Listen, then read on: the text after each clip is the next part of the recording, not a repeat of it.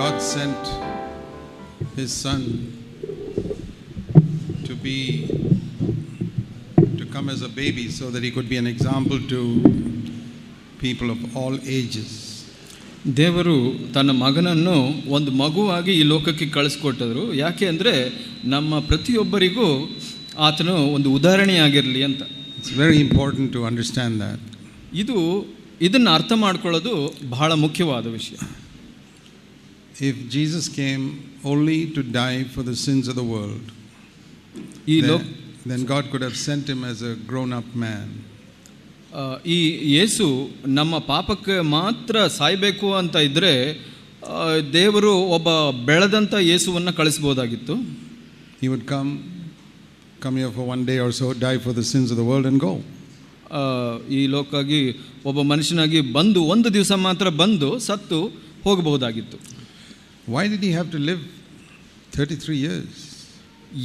ಯಾಕೆ 33 ವರ್ಷಗಳ ಕಾಲ ಬದುಕಬೇಕಾಗಿತ್ತು? Why did he have to come as a baby? ಮಗುವಾಗಿ ಯಾಕೆ ಬರಬೇಕಾಗಿತ್ತು? Why did he have to work as a carpenter? ಒಬ್ಬ ಬಡಿಗನಾಗಿ ಯಾಕೆ ಕೆಲಸ ಮಾಡಬೇಕಾಗಿತ್ತು? Why did he have to spend 30 years at home? ಯಾಕೆ 30 ವರ್ಷ ಒಂದು ಕುಟುಂಬದಲ್ಲಿ ಮನೆಯಲ್ಲಿ ಜೀವಿಸಬೇಕಾಗಿತ್ತು? Out of 33 years, he spent 30 years at home. 33 ವರ್ಷದಲ್ಲಿ 30 ವರ್ಷಗಳ ಕಾಲ ಮನೆಯಲ್ಲಿ ಬೆಳೆದರು. And in his place of work, the carpentry shop. ಮತ್ತು ಆ ಒಂದು ಬಡಗಿಯ ಕೆಲಸದ ಜಾಗದಲ್ಲಿ ಬೆಳೆದರು. So we can say that 90% of his time on earth he spent in the home and in his place of work. ನಾವು ಹೀಗೆ ಹೇಳಬಹುದು, ಆತನ ಜೀವಿತಾವಧಿಯ 90% ವರ್ಷಗಳ ಕಾಲ ಆತನು ಮನೆಯಲ್ಲಿ ಮತ್ತು ಕೆಲಸದ ಜಾಗದಲ್ಲಿ ವ್ಯಯಿಸಿದನು ಅಂತ. And only 10% of his life he did any ministry. 10% ಮಾತ್ರ ಅವಧಿ ಮಾತ್ರ ಆತನು ಒಂದು ಸೇವೆಯನ್ನು ಮಾಡಿದನು ಅಂತ ನೋಡ್ತೇವೆ. Why is that? ಯಾಕೆ ಅದು? Because all of us spend 90% of our time at home and in our place of work.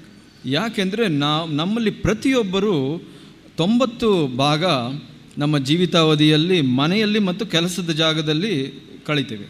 You look at your life, 90% of your time you spend at home. ನೀವು 90 ಭಾಗ ನಿಮ್ಮ ಜೀವಿತವನ್ನೇ ನೋಡ್ಕೊಳ್ಳಿ, 90 ಭಾಗನ ನೀವು ಕಳೀತೀರ ಮನೆಯಲ್ಲಿ. Maybe you meet one day a week, few hours for a meeting. ಒಂದು ವಾರದಲ್ಲಿ ಒಂದು ದಿವಸ ಕೆಲವು ಗಂಟೆಗಳ ಕಾಲ ನೀವು ಕೂಟದಲ್ಲಿ ಕಳೀತೀರ. Even those who are in full-time Christian work, it's very little of their time that they're actually doing some ministry.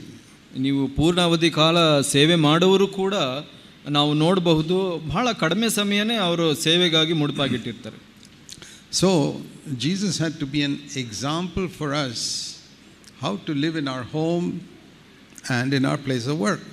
ಯಾಕಂದರೆ ಯೇಸು ನಮಗೆ ಒಂದು ಉದಾಹರಣೆಯಾಗಿದ್ದನು, ನಮ್ಮ ಕೆಲಸದಲ್ಲಿ ನಮ್ಮ ಮನೆಯಲ್ಲಿ ಹೇಗೆ ನಾವು ಜೀವಿಸಬೇಕು ಅಂತ. And it is only after he was prepared and trained in those two places that God gave him a ministry.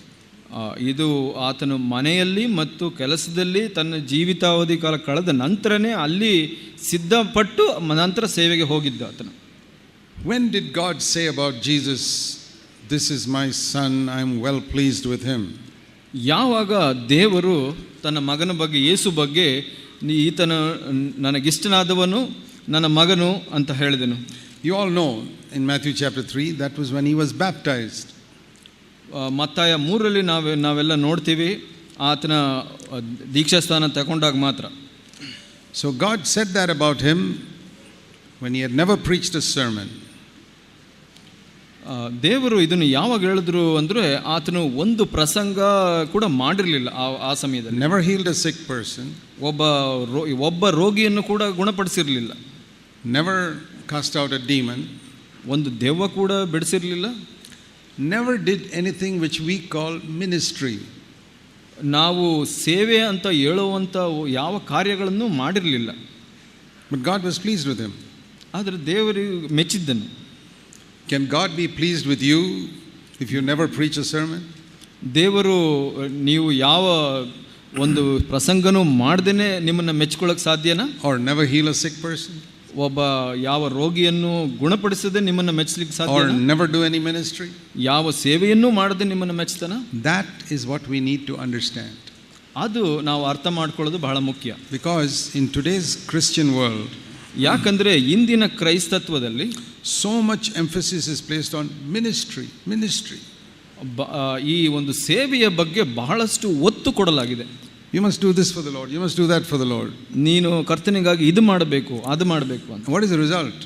ಅದರಿಂದ ಫಲಿತಾಂಶ ಏನಾಗಿದೆ? These preachers and pastors and all who do so much ministry, their life at home is a mess.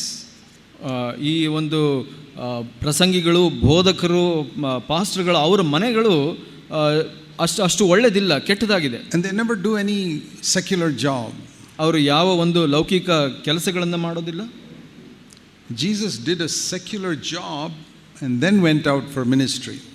ಯೇಸು ಒಂದು ಲೌಕಿಕ ಕೆಲಸ ಮಾಡಿ ನಂತರ ಸೇವೆಗೆ ಹೋದವನು. He didn't go to Bible school. ಆತ ಬೈಬಲ್ ಶಾಲೆಗೆ ಹೋಗಲಿಲ್ಲ. And he had 12 apostles. ಆತನಿಗೆ 12 ಶಿಷ್ಯರಿದ್ದರು. All of them were in a secular job. They left it and went for the ministry. ಎಲ್ಲರೂ ಒಂದು ಲೌಕಿಕ ಕೆಲಸಗಳನ್ನು ಮಾಡಿ ಅದನ್ನು ಬಿಟ್ಟು ಸೇವೆಗೆ ಹೋದವರು. They never went to a Bible school. ಅವರು ಯಾರು ಒಂದು ಬೈಬಲ್ ಸ್ಕೂಲ್ಗೆ ಹೋಗದವರು. That is the New Testament pattern of Christian ministry. ಒಂದು ಕ್ರೈಸ್ತಿಯ ಸೇವೆಯ ಒಂದು ಮಾದರಿಯಾಗಿದೆ ಹೊಸ ಒಡಂಬಡಿಕೆಯಲ್ಲಿ ಅದು. You don't find that today. ಅದನ್ನು ನಾವು ಇವತ್ತು ನೋಡೋದಿಲ್ಲ. Because Christianity has drifted far away from the New Testament. ಯಾಕೆ ಅಂದರೆ ಕ್ರೈಸ್ತತ್ವ ಈ ಹೊಸ ಒಡಂಬಡಿಕೆಯಿಂದ ಅಷ್ಟು ದೂರ ಹೋಗಲ್ಪಟ್ಟಿದೆ. And so we think our life at home and our place of work is all boring, that's not important. ನಾವು ಅನ್ಕೊಳ್ತೇವೆ ನಮ್ಮ ಮನೆಯಲ್ಲಿ ಮತ್ತು ಕೆಲಸದ ಜಾಗದಲ್ಲಿ ಜೀವಿತ ಅಷ್ಟು ಮುಖ್ಯವಲ್ಲ, ಅದು ಬೇಸರದ ಕೆಲಸ ಅಂತ. What we do on Sunday, that is most important. ಭಾನುವಾರ ದಿವಸ ಬಹಳ ಮುಖ್ಯವಾದದ್ದು. So somebody asked me once, Brother Zach, what is the difference between your church and other churches? ನಿಮ್ಮ ಸಭೆಗೂ ಬೇರೆ ಸಭೆಗಳಿಗೂ ವ್ಯತ್ಯಾಸ ಏನು ಅಂತ ಒಬ್ರು ಕೇಳಿದ್ರು. I said, we are not saying we are better than other churches. ನಾನು ಹೇಳಿದೆ, ನಾವು ಬೇರೆ ಸಭೆಗಿಂತ ಒಳ್ಳೆಯವರು, ಉತ್ತಮವಾದವರು ಅಂತ ಹೇಳ್ತಾ ಇಲ್ಲ. We are not saying there are no hypocrites in our churches. ನಾನು ಹೇಳ್ತಾ ಇಲ್ಲ ನಮ್ಮ ಸಭೆಯಲ್ಲಿ ಕಪಟಿಗಳು ಇಲ್ಲ ಅಂತ. Because we have hypocrites in our churches also. ನಮ್ಮ ಸಭೆಯಲ್ಲೂ ಕೂಡ ಕಪಟಿಗಳಿದ್ದಾರೆ. We are not saying we are perfect, because we are not perfect. ನಾವು ಪೂರ್ಣರಾದವರಲ್ಲ, ನಾವು ಯಾರು ಪೂರ್ಣರಲ್ಲ. But there's one difference. ಆದರೆ ಒಂದು ವ್ಯತ್ಯಾಸ ಇದೆ. In all other churches, Sunday is the most important day. ಎಲ್ಲ ಬೇರೆ ಸಭೆಗಳಲ್ಲಿ ಭಾನುವಾರ ವಿಶೇಷವಾದ ದಿವಸ. For us, Monday is the most important day.